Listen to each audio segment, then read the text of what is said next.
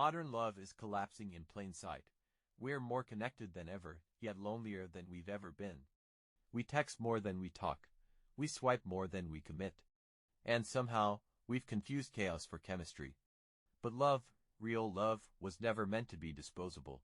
It was meant to be sacred, structured, shared. Behind every powerful relationship is a set of unspoken agreements.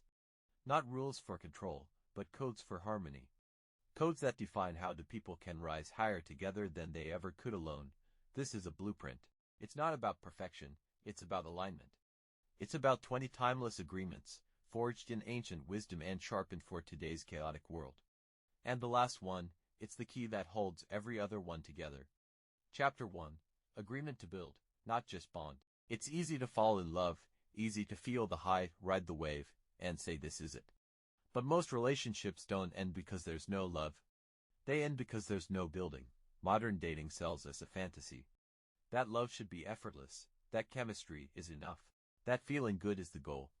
But ancient love had purpose. Every strong union came with structure. You weren't just lovers, you were co-architects. This agreement says, we're not just here to bond, we're here to build. Build what? A shared vision. A rhythm of life, a foundation that doesn't crack under pressure.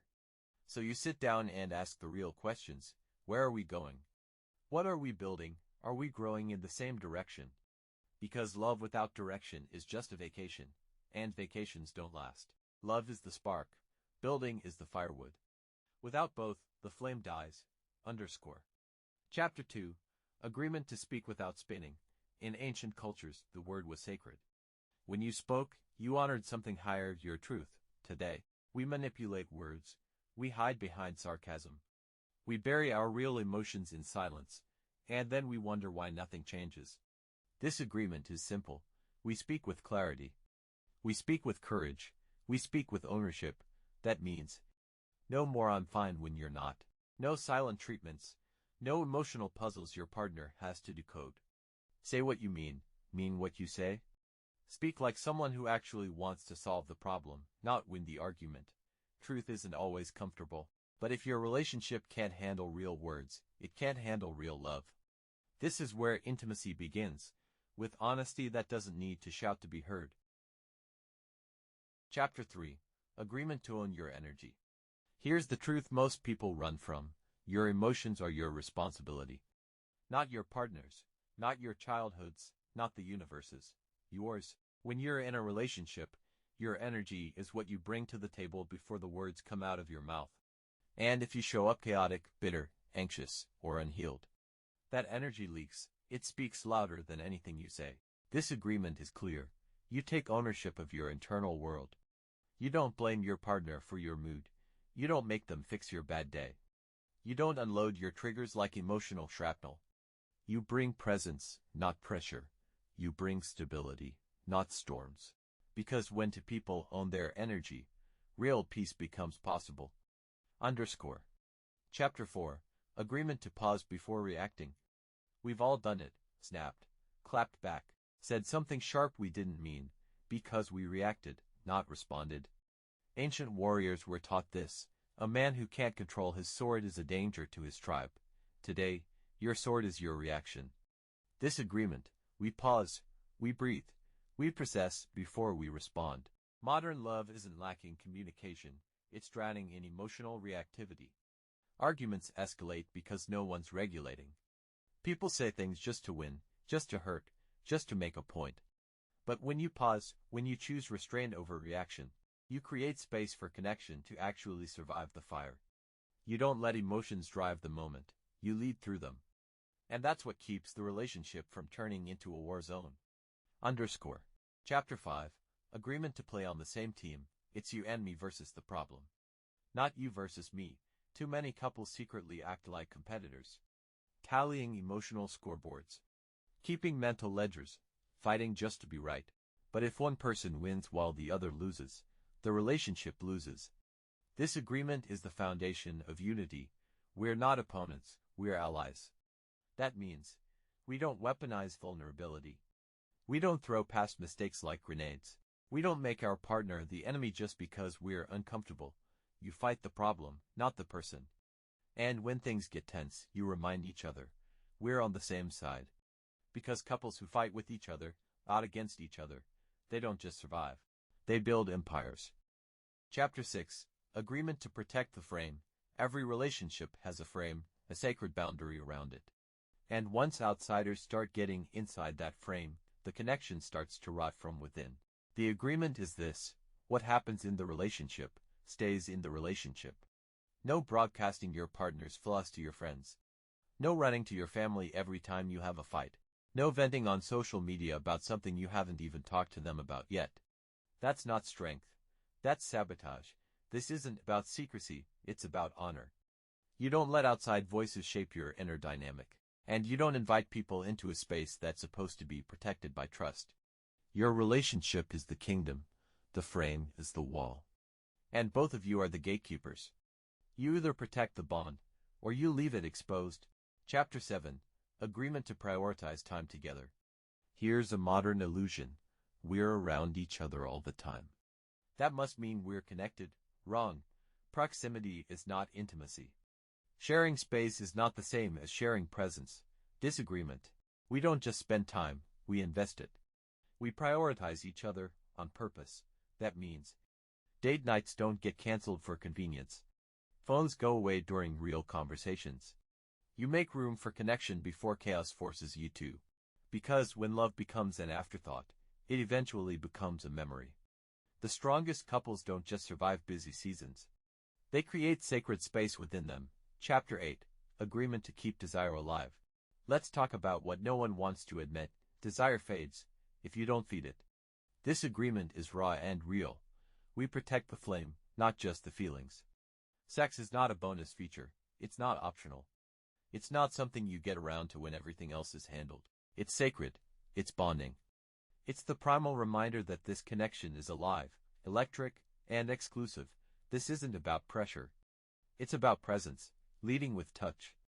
Keeping polarity alive, being lovers, not just roommates. In ancient cultures, intimacy was energy exchange. Today, it's a forgotten language. Revive it, or lose each other in routine. Chapter 9. Agreement to maintain mystery.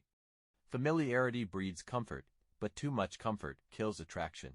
When someone thinks they know everything about you, they stop looking for you. When things become predictable, the energy flatlines. This agreement is subtle but powerful. We stay curious about each other. We stay unpredictable, not secretive, not shady, just unboxed. That means evolve, grow. Let your partner witness your transformation. Keep parts of you alive that aren't just attached to the relationship. In ancient romance, lovers inspired awe. Today, most people get bored by month 6. Mystery isn't manipulation. It's the ability to keep unfolding in front of someone. Without losing your essence, stay interesting. Stay mysterious, stay magnetic. Chapter 9. Agreement to maintain mystery. Familiarity breeds comfort, but too much comfort kills attraction. When someone thinks they know everything about you, they stop looking for you. When things become predictable, the energy flatlines. This agreement is subtle but powerful. We stay curious about each other. We stay unpredictable, not secretive, not shady, just unboxed. That means evolve, grow. Let your partner witness your transformation. Keep parts of you alive that aren't just attached to the relationship. In ancient romance, lovers inspired awe. Today, most people get bored by month 6. Mystery isn't manipulation. It's the ability to keep unfolding in front of someone. Without losing your essence, stay interesting. Stay mysterious, stay magnetic. Chapter 10. Agreement to apologize powerfully. Modern relationships collapse not because people make mistakes, but because they're too proudful to own them. This agreement is a game changer. We don't avoid apologies. We deliver them like leaders. No more, "I'm sorry you feel that way. I guess I was wrong if you were hurt." Let's just move past it, own it, apologize with full weight. Acknowledge the impact, not just your intention. Because in real love, ego doesn't run the show, integrity does. The couples who last, they aren't perfect. They're just powerful at repair. Ancient relationships valued humility. They saw apology as a return to the sacred, not a sign of weakness. So when you're wrong, say it. When you're hurt, speak it. And when they apologize, receive it with grace. Chapter 11. Agreement to allow space, not distance. Here's what most couples get wrong. They confuse space with disconnection. And they confuse closeness with control. Disagreement. We allow each other space, without turning it into distance. Because healthy love breathes, it respects individuality. It gives each person room to stretch, create, and be.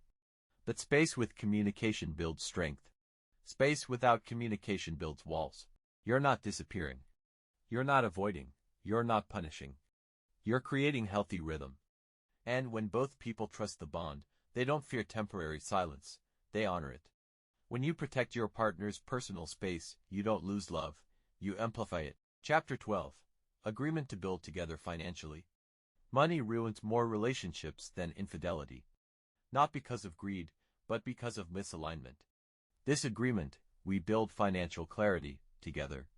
That means, we're honest about our habits, we're clear about our goals, we know what we're creating, and what we're sacrificing. No secrets, no sabotage. No silent resentment over spending or saving. Ancient households shared resources to survive. Modern ones need shared vision to thrive. You're not just partners in romance. You're partners in legacy. If the money talk is awkward, it's because you've made it taboo instead of making it teamwork. Get on the same page, or start writing separate stories. Chapter 14. Agreement to reinvent together. Growth is guaranteed, but shared growth, that's a choice. Disagreement. We don't fear evolution, we invite it, together, because you're not going to stay the same. Your partner's not going to stay the same. And if your love stays frozen in one season, it dies. This means, we check in often. We reintroduce ourselves. We let go of old versions of each other that no longer serve us. Stop holding your partner hostage to who they were when you met.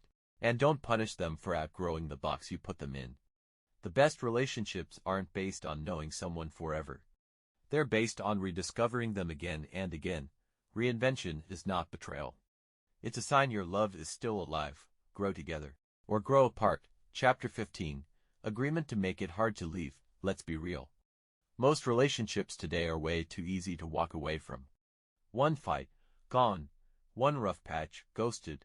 One mistake, done. This agreement flips the script. We make this relationship so valuable.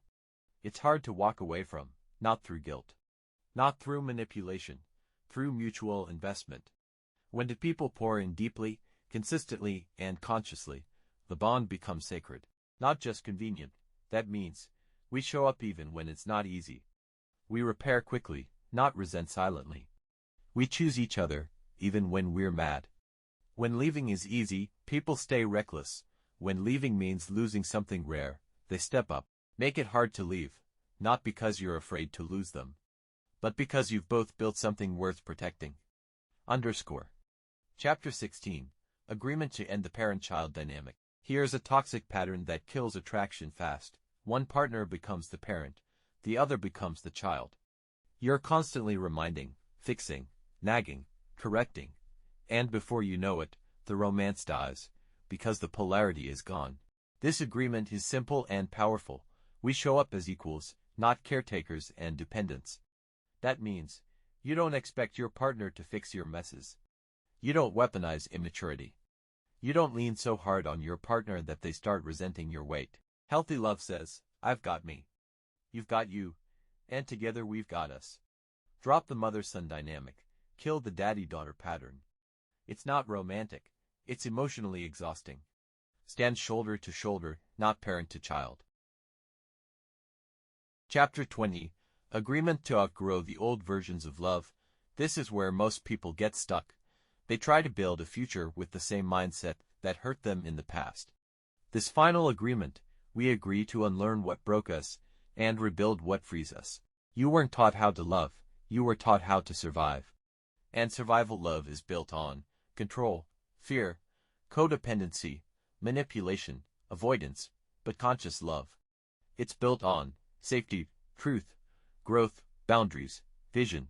You don't bring your broken blueprint into this relationship and expect to build something beautiful. You burn the old rules, you rewrite the playbook. You create something that no one ever showed you but you knew could exist. You're not here to repeat history. You're here to evolve it. Let go of the love you were taught, so you can step into the love you were meant for. Underscore. Closing chapter. Agreements that make love unbreakable. So here we are. 20 agreements, 20 truths, 20 lines in the sand that separate chaos from clarity, attraction from alignment, and a situationship from a sacred union. This isn't about rules, it's about rhythm. It's not about controlling your partner, it's about co-creating the bond. Because when two people agree to speak truth without spinning, lead themselves emotionally, protect the frame, keep desire alive, choose each other daily, grow with intention, you don't just stay together, you thrive together. And maybe no one taught you how to love like this. That's okay, you're not behind, you're here. And this book is your reminder. Great love doesn't just happen. It's built through agreement, and it always takes two. Chapter 20. Agreement to outgrow the old versions of love. This is where most people get stuck. They try to build a future with the same mindset that hurt them in the past. This final agreement, we agree to unlearn what broke us and rebuild what frees us. You weren't taught how to love, you were taught how to survive. And survival love is built on control, fear, codependency, manipulation, avoidance, but conscious love. It's built on safety, truth, growth, boundaries, vision. You don't bring your broken blueprint into this relationship and expect to build something beautiful. You burn the old rules, you rewrite the playbook. You create something that no one ever showed you but you knew could exist. You're not here to repeat history. You're here to evolve it. Let go of the love you were taught, so you can step into the love you were meant for. Underscore. Closing chapter. Agreements that make love unbreakable. So here we are. 20 agreements, 20 truths, 20 lines in the sand that separate chaos from clarity, attraction from alignment, and a situationship from a sacred union. This isn't about rules, it's about rhythm. It's not about controlling your partner, it's about co-creating the bond. Because when two people agree to speak truth without spinning, lead themselves emotionally, protect the frame, keep desire alive, choose each other daily, grow with intention. You don't just stay together, you thrive together. And maybe no one taught you how to love like this.